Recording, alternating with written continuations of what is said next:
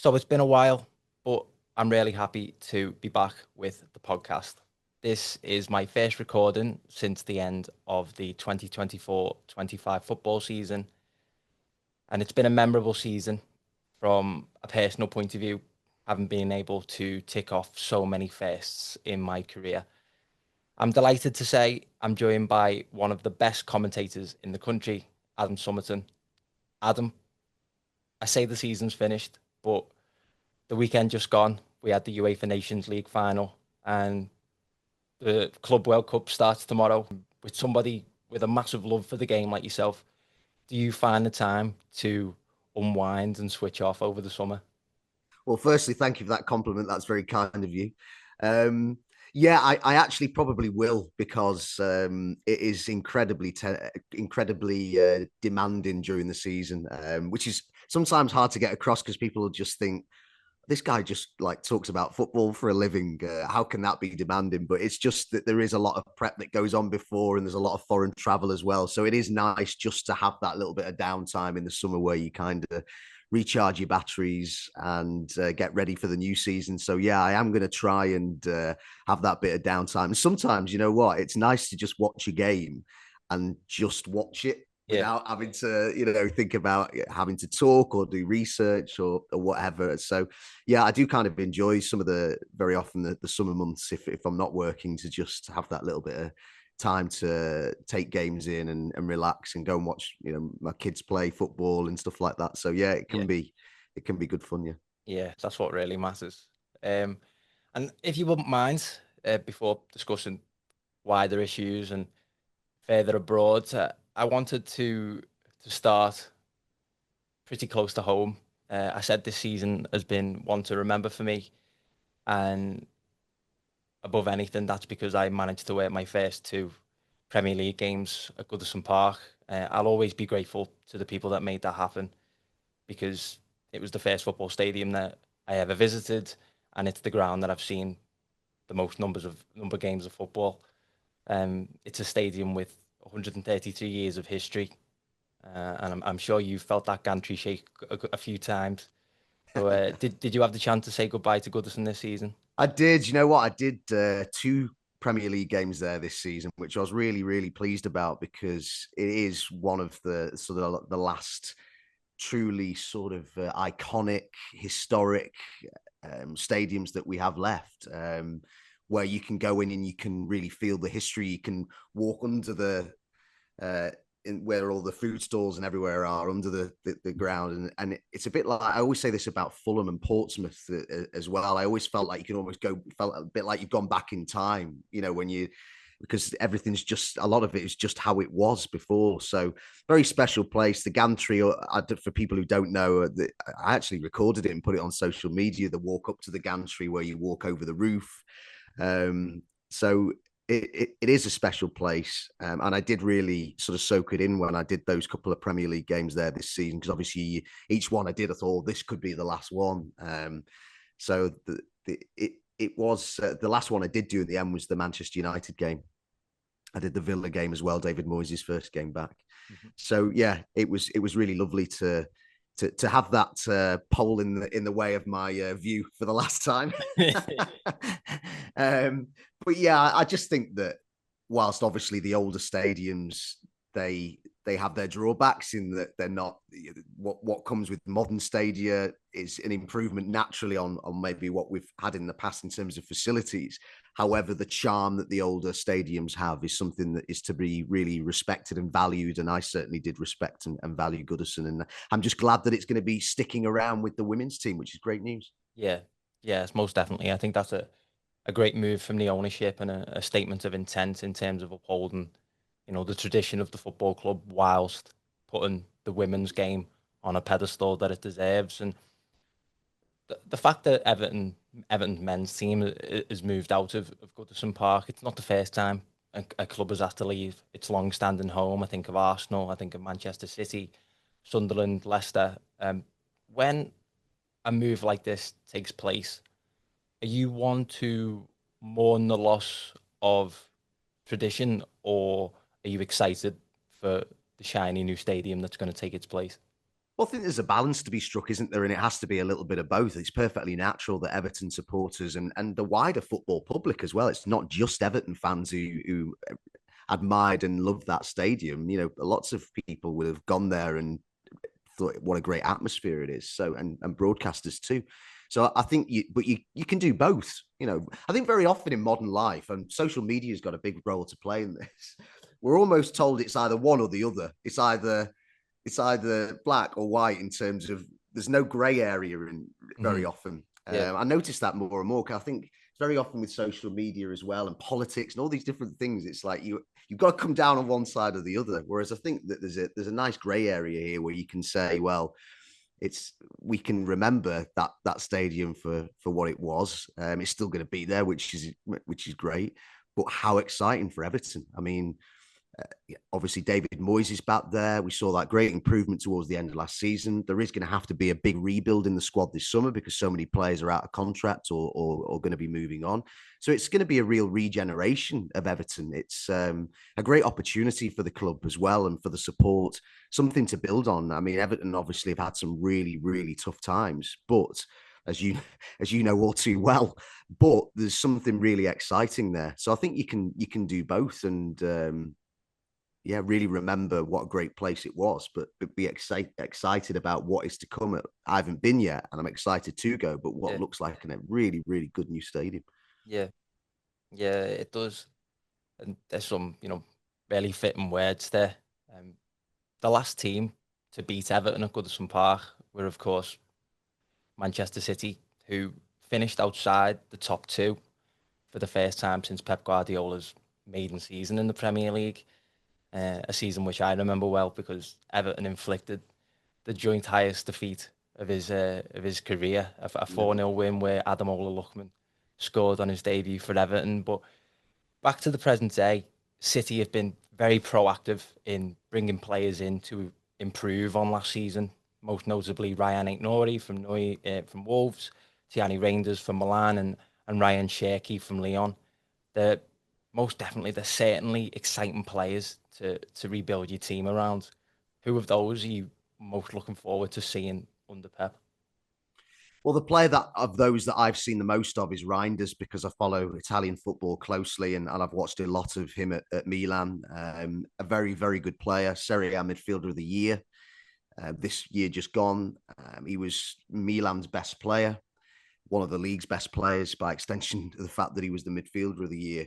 What I like, there's lots of things that I like about this guy, but what I would say is that for a top player, and he is a top player, he's somebody he self-assesses a lot and he looks to improve all the time, despite the fact when you look at his age, I believe he's 26, 27 around that. So you'd look at him and think he's probably if he's not at his peak, he's got to be close to it. But I recall reading an interview with him a number of months back where he talked about how, I think it was at the end of last season, around a year ago, that he looked at his own game and he thought, right, well, I've had a good first season at Milan. I've gone to a bigger league with a bigger profile from the Eredivisie. But he still wasn't happy with his output in the final third. He thought he was capable of more goals and more assists, and I would have agreed with him on that. And what he did was he went away and got his video of his own game. And along with his dad, who's an ex-pro, and his brother, who's a current pro, they assessed his game basically analytically, watching videos in his own time. And they really sort of tried to home in on instances where he could have done something different or arrived in a different time or a better place to score more goals and be more clinical, have more cutting edge in the final third. And well, whatever they did, boy, it worked because his output has really gone up this season in the respective goals. In particular, he's chipped in with assists too, but particularly in terms of goals. So I really like that it shows a player who's open to self-assessment. Even you could call it self-criticism and is really looking to improve. The other thing about him, I would say too, and this might sound a bit boring, but I think it's really important. He's always available. You know, he's nearly always fit.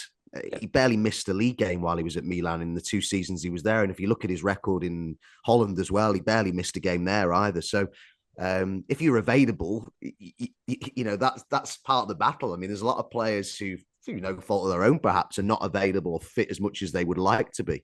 But he is clearly very naturally fit and certainly isn't injury prone, which I think is an important thing too. But he's somebody who carries the ball exceptionally well. I think City fans will really appreciate that, and I really do think that he has the skill set to be a real asset in the Premier League. Mm-hmm. I would agree with that, and you make a great point on his availability because the physical demands of the English game. Do you think that's Yeah, something that will translate from his yeah, move to Italy to England? yeah. I mean, I think that the Italian game is more physically demanding now than it's been in the time I've watched it, because it's always had that reputation for being quite a. People who always use the word slow about Italian football. Maybe that was truer sort of in the golden age of Golazzo and Channel 4 and when it first became available on British TV screens. But I would say the tempo and the energy of some of the um, Italian games I've covered and watched as a spectator this season, they've been comparable to the Premier League in terms of energy. Um, there are other games I've watched that maybe haven't had quite the same tempo, but and I think Serie A is a more tactical league. It relies less on energy and physicality and more on the tactical side of the game. So that is something that you've got to get used to. But I think as a Dutch player, I think that I don't think he'll find that transition too difficult. We'll see. But I just look at his skill set and think he's well suited to kick on again in the Premier League. But I don't think the tempo and the physicality will be too much of a problem for him, looking at his assets physically and technically. And as I say, the fact that the Italian league now is in terms of energy intensity, I don't think a million miles off the Premier League.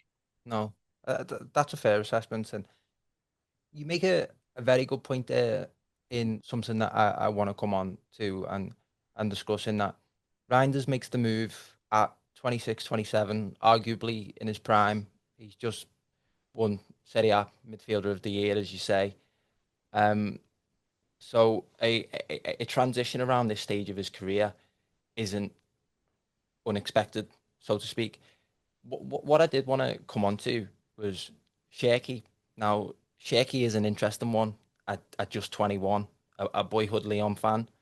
But in this era, a the one club sentiment seems to be quite rare. Um, do you think players like Shaky risk being too eager to jump to the Premier League as opposed to staying where they are, developing their reputation uh, and and skills on the continent? Um, well, I think young players rely a lot on advice that they get from people around them, primarily, I would imagine, parents and agents. And I think in the same way that you could look at, say, I was listening to someone talking about how it was Amir Khan yesterday, who's just started out as a promoter in boxing, and he was talking about, he was asked what makes a good promoter. And one of the things he said as an ex-fighter was, well, it's about how they plot your career forward and whether they take the money or if it's less money, take the progress rather than the payday to begin with, so that there's a patient progress there. Mm-hmm. So I think a lot of it depends on how you plot out your career, and I think that does apply to an extent to football as well. You're right; you probably can go a little too soon. You can make the wrong move. I mean, I was, again, to give you a current example, I was talking the other day about Ivan Juric, who's just recently got the Atalanta job Mm-hmm. after two really disastrous spells this season at Rome. He couldn't really have had a worse season Yeah. at Roma and Southampton. But someone said to me, oh, he's a terrible appointment by Atalanta. Look at what he's done at Roma and Southampton. And whilst the jury is out on him, what I would say back to that is that I actually think that they were bad career moves rather than the sign of a bad coach. Mm-hmm. So I think there's validity in what you're saying, and that you can maybe jump too soon. But the other thing is with sport and with football is that sometimes there is just a bit of an unknown, that you can't always have that certainty in life, can you? Sometimes you just have to make a leap of faith and think, well, I'm just going to go for this. And I suppose you have to do it with, some knowledge behind you, but about what you're going into and whether you are ready for it. But I suppose that has to come from the individual themselves. And if the individual, without too much pressure on them, is thinking, yeah, I'm ready for this, I can do this. It's about self-belief. And going to a club as well the size of Manchester City, what's really important as well, I think, is the psychological side of things, because I think sometimes we underestimate how important it is that a player can handle the size of the club that they're going to. And I Yeah, say that because I remember asking a former Liverpool player, it was Jim Beglin actually. I used to I don't work with Jim quite as much as I used to, but I love his company. He's great company to talk to on and off air. And I said to him once, as a former Liverpool player, Jim, can I ask you, why do you think it is that Liverpool have signed players over the years who've come with great reputations? They really look ready to kick on, and yet sometimes it's really hard to put your finger on why they just don't succeed at Liverpool, why they don't reach the heights that they can. Some do, but there have been some quite high profile examples of players who haven't. And he said, well, I think it's a lot of it is that they sometimes players can't handle the size of the club, and they don't truly understand or appreciate or realize what comes with that until they're in there. And then sometimes there are players who just, the way they react to that is like, oh wow. And so, while some players they'll grow with that and it'll enhance them, and they'll be like, yeah, oh, this is brilliant, I'm at Liverpool Football Club here, or I'm at Manchester City. There are others who'll almost prefer to be, maybe perhaps, to use a cliche, a big fish in a small pond. It just suits their mentality better. So there's so many, what I'm trying to say is there's so many different variables as to whether a move can work out. And it's very hard to sort of analyze something and say, well, they're going to fail or they're going to succeed. You just don't ever quite know. So it's very much depends on the environment and the individual, I think. But it's a fascinating question that you pose. I can't really give it a definitive answer because no, there's so no, many of course. variables. I just think it's a really interesting thing to assess because Yeah. it translates essentially to this wider point of the epicenters of the game where footballers want to be to play their football. And I just think back in my own mind, really, and how it relates to the age question of players making the jump earlier in their career as opposed to in their prime or maybe later in their careers. I think you've raised a fantastic point in that they will definitely have more external influences. I can imagine the external influences that players have today is a hell of a lot more than maybe what they would have had to contend with in the 90s, the 80s, and prior to that time. But I think back maybe to my childhood when the likes of Hernan Crespo, Michael Ballack went to Chelsea. A little bit later on when Angel Di Maria and Radamel Falcao went to Manchester United. More the latter two in this respect, but they made the move at an age where even if England didn't work out for them, their reputation wasn't tarnished. Does that make sense? Yes. Yeah. Yeah, Yeah, because they had a large body of work behind them. And I think at the time as well, people were, it was probably the early days of people looking at Manchester United and saying, is this because of the players? Is it the players' fault that they're not succeeding? Or hang on a minute, is the shift at Manchester United, a players going there and not succeeding because actually the environment's not isn't right? set up. Yeah, And I think that now that's almost accepted when we talk about Manchester United and why they're not having the success that they did previously. A lot of people will say, well, yeah, it's because the environment. I mean, people have even used the word toxic to describe the environment, perhaps not right now, but in the recent past about Manchester United. Dysfunctional is another word that you'll hear. But I think that those signings I mean, I was working at Manchester United off and on at the time. I used to do some work at MUTV. So I was there at the time you're talking about. And I don't think at that point people were saying, oh, well, players are coming here and not succeeding because it's a rotten, toxic environment. They weren't saying that. They were saying, well, it's the players' fault. They must be not doing something right. They're not listening to the coach. They're not doing this. They're not doing that. Whereas now, with that hindsight, we can probably think back and go, well, were the warning signs, were the red flags there a long mm. time ago about the direction Manchester United were heading in? Yeah, yeah. That again, that is a fair point, and I think Manchester United, funnily enough, were one of the, well, probably the driving force in helping transform the the perception and the image of English football into what it is today. Um, if you think of the influx of money that's come in since 1992 and the rebrand of the Premier League, well, Manchester United are under Sir Alex Ferguson. They're winning the majority of the Premier League titles. They're competing in Europe, and they've helped shape England into the premier sort of destination that it is today. And I was wondering, in your time of watching football, of it is funny because you almost come off as if you're complaining about it, and I'm most definitely not, because I'm very fortunate in being an Englishman, born in England and attending Premier League matches, being able to see the very best that the global game has to offer. But you'll know yourself, being a huge fan of Italian football, that that destination or that power shifts from country to country throughout the eras. So I was just wondering, in the time that you've watched football, how the image of England as a destination for foreign players has changed. Well, it's become the real go-to destination, hasn't it? Whereas when I was say in my teens and a little bit earlier than that, and probably into my early 20s as well, I would say that Serie A was the main destination. Look, at the end of the day, it all comes down to finance, to money. And that's what most things in life end up coming down to, and that's what it is to why the Premier League attracts the caliber of player that it does, because it can pay the best wages. I mean, I was looking the other day at the figures for the last 5 years, collective figures for the losses made in the transfer market by Premier League clubs and Italian clubs. And if memory serves me right, Premier League clubs, they were both in the red, but Premier League clubs had collectively lost 10 times as much in the transfer market as Serie A clubs had over the same period. And that just illustrates the gap in terms of what Serie A clubs have got to do to compete at for example, what Inter have done in reaching 2 Champions League finals in 3 seasons, when you consider the financial gap now, is remarkable.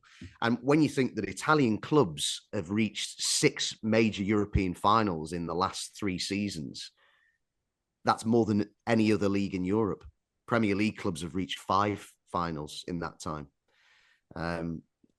It's astonishing what they do, to think that, with the financial gap that there is. And it naturally leads you to ask the question, well, if Italian clubs had access to the same level of funds as English clubs, how would the landscape be? But it's almost a pointless question, because when it isn't the same, and it isn't going to be the same for quite some time. And I could talk to you for ages about why Italian football doesn't have the financial power as Premier League clubs. One of the things that I would say about that, and I think it's really paramount, is that the Premier League and the clubs within it have organised themselves far better. And they have, for example, in terms of stadia, they are light years ahead of the Italian game. Mm-hmm. And that's about good organisation, primarily. Obviously the finance helps with that side of things, but there's not enough Italian clubs have got their own stadium. You look through Serie A and look at how many of the big clubs are playing in council-owned stadiums where they don't so they're missing out on so much match day revenue every game. So there's lots of reasons as to why certain leagues are more financially well off than others. And that for me, in terms of Serie A, is a key one. They've just simply not built enough stadiums, and the Premier League has. So there has been certainly a real shift. However, I would say as well that Serie A right now is, for me, the number 2 league. Now, you could have that would be a really good debate to have. Yeah, it's always a point of contention, isn't it? Yeah, absolutely. And there's, you could make a case for La Liga, you could make a case for the Bundesliga. I don't think you could make a case for Liga 1, although having said that, they're the home of the current European champions. But personally, for me, it's my number 2 league behind the Premier League. Mm-hmm. But in terms of finance, it's a huge gap. But what's great, Max, about all these different leagues is that they all have their own individual niches, their own little selling points, which is what I had my eyes open to as a youngster in the 90s with Golazzo. It opened our eyes to a different footballing world. Now kids growing up now, and they'll take it for granted. And why wouldn't they? Because it's all they've ever known. But they can just flick on their telly on a Saturday or a Sunday, and they can watch, if they've got the subscriptions, which is another point, by the way, but they can watch pretty much any league they want, can't they? Mm-hmm. Yeah. So it's so different, but yeah, ultimately it boils down to finance, doesn't it? Yeah, it does. Something that I wanted to pick up from what you said there is Serie A in that 80s and 90s. England have sort of kicked on by the fact of improved stadia, improved organisation. Of course, there's like the Taylor report has gone a huge way into improving stadiums and safety in the country, and of course changing the image of the game from what it was in the 80s and 90s in terms of hooliganism and misbehaviour and things like that. But going back to Serie A in the 80s and 90s, I feel like the era in which I've been born, I've been very, very fortunate, because I have been able to at different parts of my life, like manage to get myself obsessed or fascinated with different countries' football cultures and their leagues. And as I'm getting older, I'm finding it really interesting to go back into the annals of history and sort of research maybe players that I didn't get to watch at all. I've recently listened to the audio book of the autobiography of Marco van Basten, and he obviously talks a lot about what it was like in Italy during that time at Milan, and the dominance of Milan at that time was absolutely crazy under Berlusconi. In '88 and '89, they had the top three places for the Ballon d'Or votes in both years, which just goes to show the strength of the team at that time. Um, when they were the Europe's sort of premier destination for football, um, obviously, of course, England getting their own bedroom in order is one of the reasons why England overtook them in that respect. But what do you think are some of the maybe where they should have laid the foundation to crack on and maybe could have competed with England for that top spot in European football as a destination for foreign players? What do you think they could have done around that time in order to sort of stay where they were? Stadia. I mean, I go back to Stadia. I think that was I mean, if you look at the differences between the two leagues at the time and the progress that they made, Stadia is huge. I mean, I'll give you an example of something that I said to somebody a long time ago about Italian football. I was talking about Italian football on TV, how Italian football could grow and get better and get closer to the Premier League. One of the things I said to them was that if I'm watching on TV a game and the stadium is half empty, even if you don't have the clear thoughts, subconsciously, even you're going to think, well, should I be that interested in this game? Because if the people who live there clearly aren't that bothered, if it's an half empty stadium, Mm-hmm. why should it matter to me when I live hundreds of or even thousands of miles away?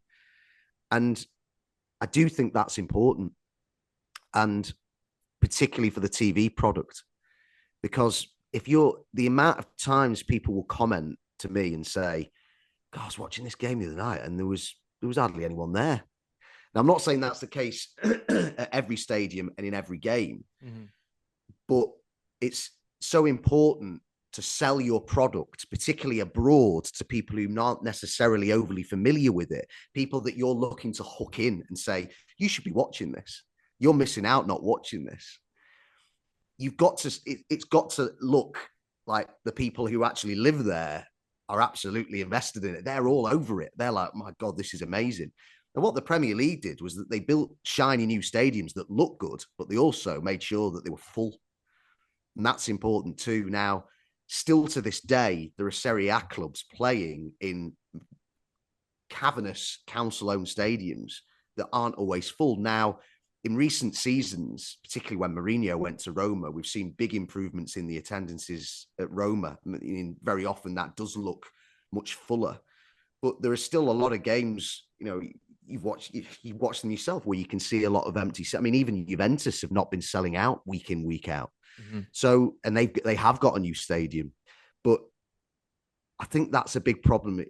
It's and that also feeds into the you talk there about the hooliganism side of things, and I think that's something as well where English football again has been ahead of a league like Italy, whilst there are still games in Italy where away fans are not allowed to go, and it's just not even debated. It's just now they're not coming in, Okay. and that's so therefore you lose a bit in terms of the colour of the stadium, lose something in terms of the atmosphere. So there's lots of these little things that England has got, not perfect, but has got a lot better than Italy. So it amazes me that after all this time that they've still not addressed certain issues and still can't see, seemingly, why it holds them back. And Stadia is a massive thing. I mean, if you get a chance, go through the list of Serie A teams and just look how many of them don't own their own stadiums, how much revenue they're missing out on.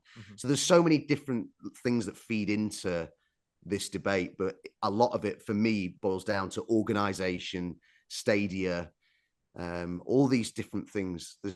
And what starts to happen is the money starts to drift away, and it's drifted away to the Premier League. The Premier League can then attract the best players, and that's how it's led the way that it has. So to turn that ship around is insanely difficult to do now.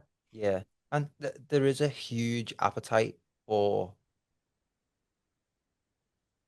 Italian football from that era that we were just talking about, in the sort of the romanticism almost of the star power and the talent, but not just the ability of the players, almost like the loyalty of the players. We were talking a little bit before we started recording. There just seems to be an overall decline of players like Francesco Totti, Antonio Di Natale, um, players who just stayed at their clubs through thick and thin, or if they left their club, they would return.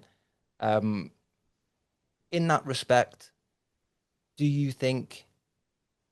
Obviously, I think that it is a lot more of a business now, and it's a lot more cutthroat. But the romanticism of football, maybe even tied into the fact that we're seeing old ground like Goodison, we're moving on from those, and we're moving into a more modern era. Um, is that one of the things that maybe detracts from modern football in a way? Um, that's a great question. I can't say that it does for me personally, because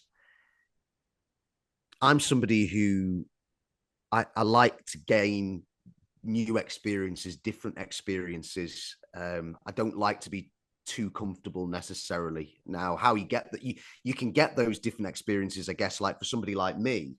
I mean, I've been with BT and TNT Sports since they first started, and I love it there, and I intend to stay there. However, I get new experiences all the time within my job. Like for example, I'll get to go to a new stadium, or I might go to a new country. So I'm getting new experiences all the time. But I do. I mean, take the player who maybe has been with their club but then decides to go abroad. I totally get why somebody would want to do that, would want to test themselves. Like someone like Scott McTominay, who'd been at Manchester United since he was 5 and decided to go to Napoli. When you listen to how he's talked about how it's improved him, he feels as a person, more all-rounded individual. It's improved him in terms of his outlook on the world. It's grown him as a player because he's experienced different styles of football too, under a different coach. I think sometimes that wider experience can be so beneficial. And I think that the world now, compared to some of the players you mentioned there, it's a smaller place as well. We've all got the ability, if we want to get Duolingo on our phones and learn a language. We've all got the ability to take in social media that represents people all around Europe, can hear those different voices all the time. The world is a much smaller place now. So I think it's only natural that people see that and want to experience it. And I think that's a really good thing, that we become more rounded. Of course, it depends on the individual, and you'll get some people who are not comfortable with that. They're real homeboys, and they just want to, they're just quite happy to stay where they are. And there's nothing wrong with that whatsoever. If that's what makes you happy. At the end of the day, it's all about being happy, isn't it? That's what we're all, if we can all achieve happiness, that's the ultimate goal, right? To just whatever we choose to do in our lives. People do it in different ways. Yeah, people do it in different ways. So if that makes you happy, if you're Scott McTominay, he's having the time of his life right now. Living in Naples and adored. He's like a cult figure over there. He's Yeah. just won the league. He's learned a new language. He's enjoying all this amazing food he always talks about. So he's loving it. But somebody else might have gone there and they might have been homesick within a couple of weeks, find that the language very hard to learn.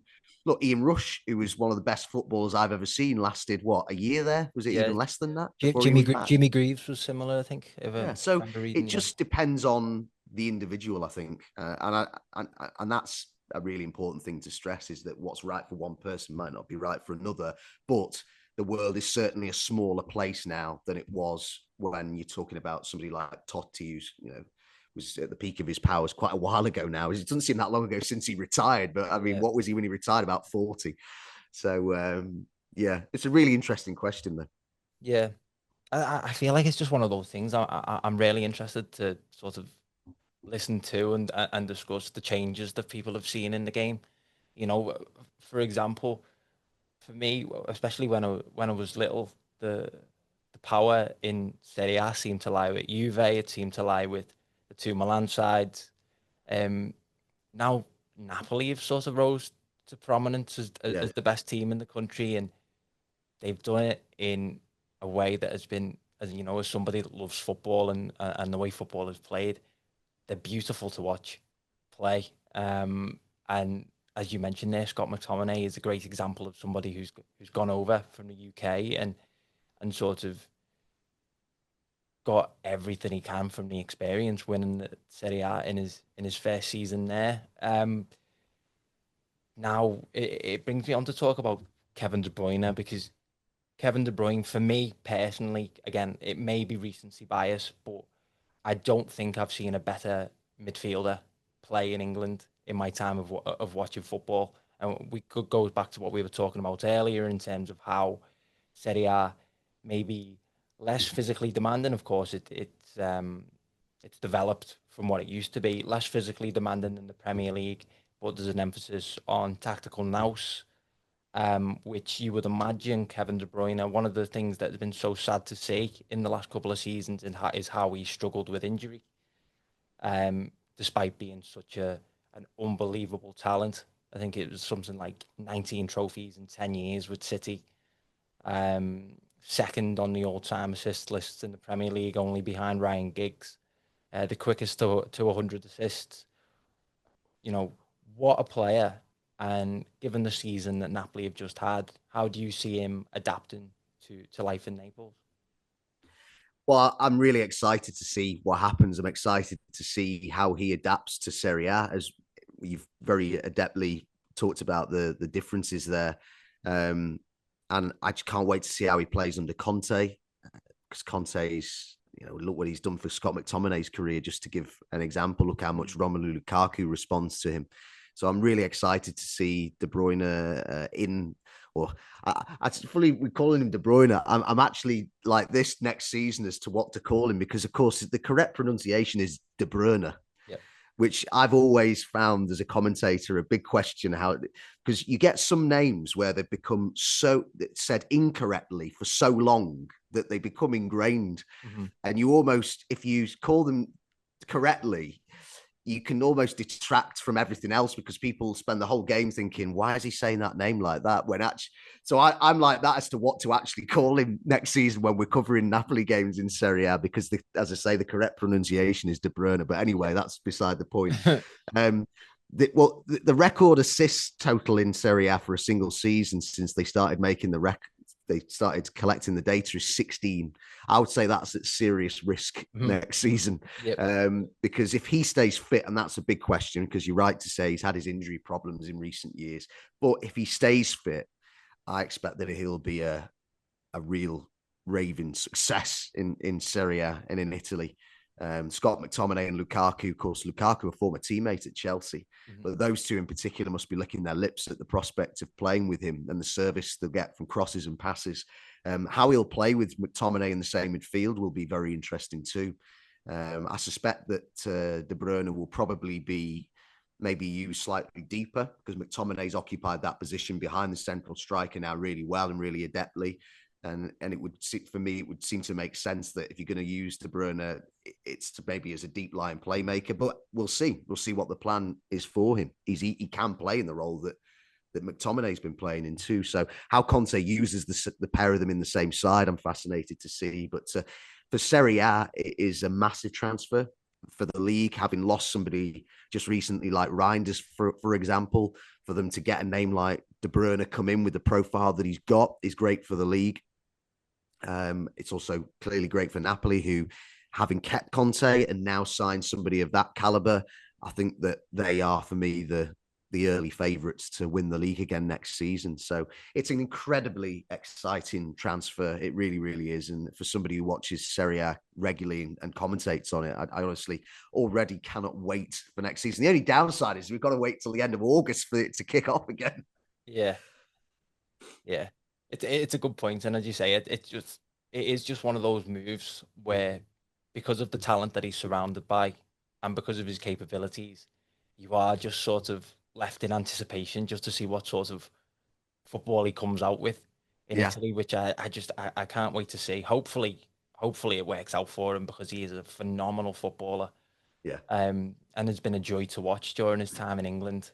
We'll start looking at wrapping up now, Adam. But I wanted to ask about you about something that we spoke about prior to recording the podcast, and that is the Champions League final just Yeah. gone. The way the dynamic of the game before it was played was very, very interesting.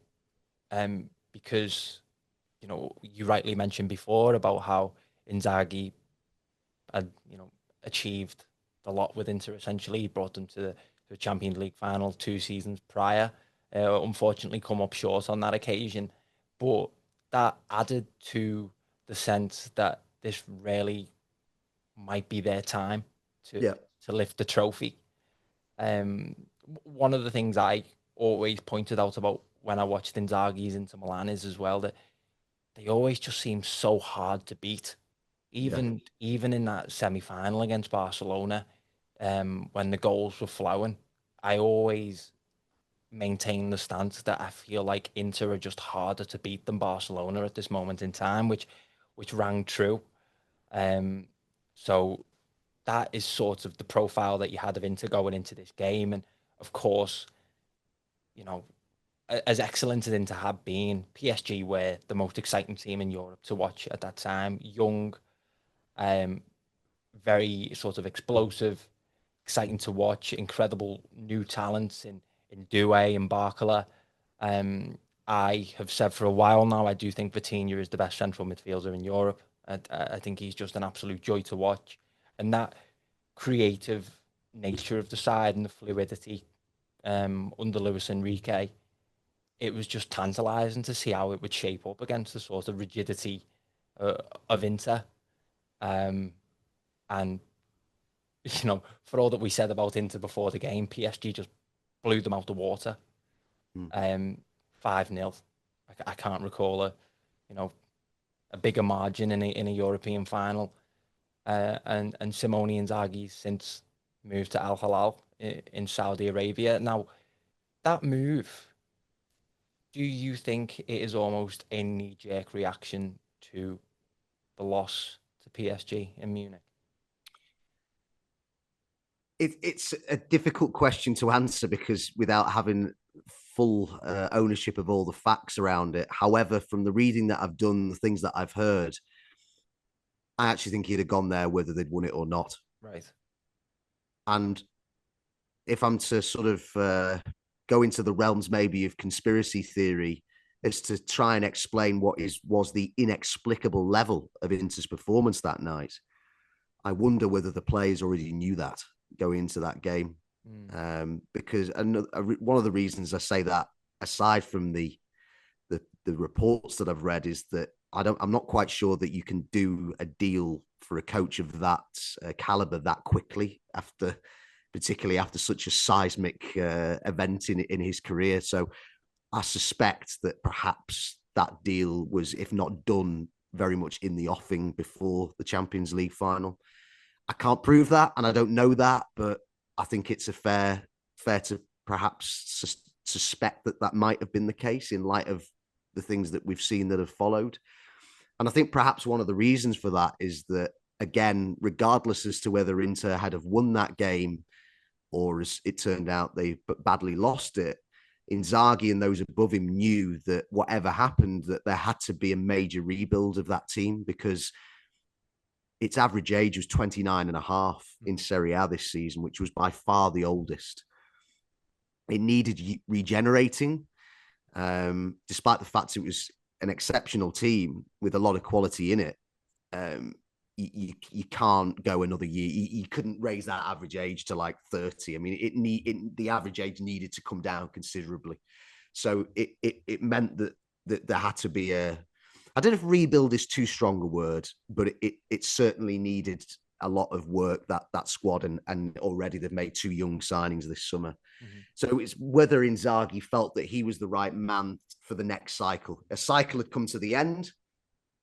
Was he the right man to then go and do it again? That's very difficult to do as a coach, I think. We have seen managers do it. We've seen Gasperini do it recently in Italy, where he's had 2 or 3 Atalanta teams that he's built and regenerated. But maybe Inzaghi just felt that, I don't know, I'd have to ask him, but did he feel like he didn't have the energy to go again and build another team? Or so there's lots of factors to take into consideration, but I feel for them as a club and a collective of players, and for Inzaghi too, because they are so much better than they showed in that game. They played like a team from a minor league who were lucky to be in the Champions League. That's how bad they were that night. And we're talking about, I maintain still, that one of the best teams in Europe, unquestionably. I mean, they've reached 2 Champions League finals in 3 seasons, but they've perhaps not had the mentality, for whatever reason, to get the job done. Now, I thought ahead of the game that the fact that it was such an experienced squad and that so many of the starting 11 had been there against City 2 years ago, I'd convinced myself that was a positive, that would help them get over the line this time, with some justification, actually. But they just came up against a group of players and a manager who clearly totally believed it was their time, and were absolutely exceptional in every regard and fully deserved the win. Inter will reflect on it, and it'll hurt for a very long time for the rest of their careers, all that they were involved from an Inter perspective. But there's no argument about the result or the performance. Inter were absolutely abject, and PSG were exceptional. Yeah, they were, but especially in those wide areas. I feel like that was the sort of key in the game. You thought if Inter can keep a lid on things in those wide areas, then maybe they'd have some success. But just completely blown to pieces. They were 2. I think if you look back to the first leg of the semi-final, I can recall lots of people saying to me who didn't really watch much of Inter, they're going to go to Spain and they're just going to park the bus and they're going to sit on the edge of their own box for the whole game. And a lot of the people who've not watched them much were really surprised to see them going on the attack within the first 30 seconds and scoring. And they were like, oh my God, what's going on here? And one of the reasons that they failed so spectacularly in that game in the Champions League final was that a great strength of that Inter team was their adaptability, was their ability to hurt you in different ways, was their ability within a framework of a formation framework to approach games in different ways depending on the opposition, as we saw with the Barcelona game. I remember watching them against Arsenal at San Siro earlier on in the league phase, where they did, for a lot of the game, sit on the edge of their own box and won 1-0 through a penalty, I think it was. Mm-hmm. So they can play in different ways. They can get at teams, but they were just, from the word go in that final, they were just so standoffish, passive, lacking in any imagination, any intensity.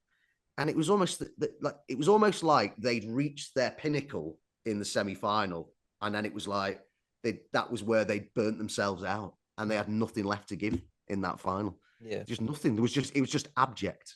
The most abject Champions League final performance I can remember watching in my lifetime, and that is a damning indictment, isn't it? Of how they played. It is. But what it also provides is a really interesting launch pad for coming season. So just looking at wrapping it up now, Adam, in terms of the season that's to come and all the different narratives and all the different squads that are getting put together across Europe, is there anything that you're most excited for in this season to come? Well, I'm beyond excited about what we can expect in Serie A with all the managerial changes and Allegri going back to Milan, Conte staying at Napoli, De Bruyne going there, McTominay, all these different things. How will Juventus fare this season? Tudor stayed there. How will Juric do following in the footsteps of Gasperini, who's gone to Roma? He'll be working with Ranieri above him. I mean, there's so much to collectively be excited about with Serie A. I think with the Premier League, I'm bearing in mind how inactive they've been in the last couple of years in the transfer market. I'm very interested to see what's happening at Liverpool, because for them to go from, Slot made one signing, didn't he, with Chiesa, and that was a real cut price deal. So to go from that to now we're talking about them signing Wirtz, who has been one of the best players in Germany for a couple of years. I mean, how that turns out is going to be at that sort of price is going to be absolutely fascinating. And then to think that it looks like they're going to be changing the two fullbacks with Kirkez seemingly coming in and Frimpong coming in on the right. There's even talk about them going still for another big deal in someone like Isak. I mean, I can't see that, but there's speculation about that. I mean, they've been linked with I think it was Barkala, I heard on the radio yesterday as well. So Liverpool really do seem to be thinking, right, strengthen from a position of strength.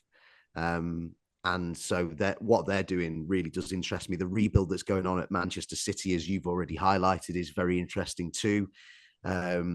Manchester United signing somebody like Cunha, I think will be a mistake.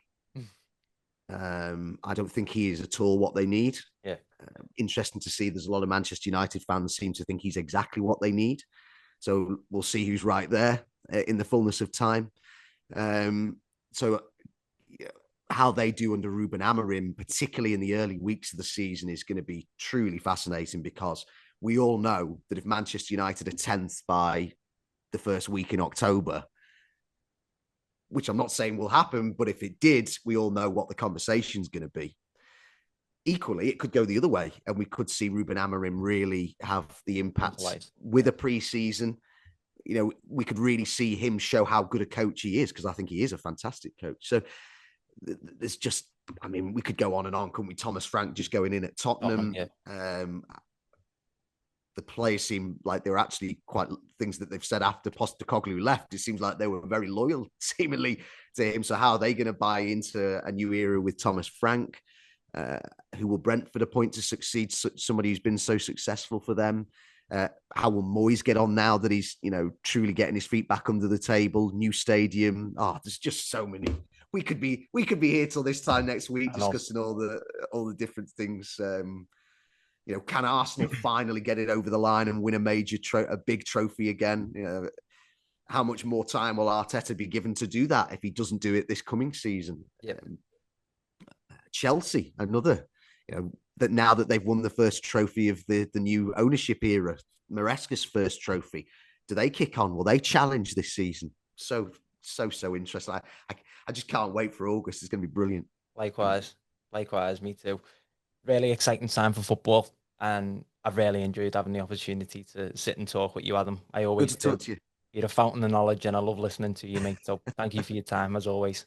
It's a pleasure. Thanks for having me on.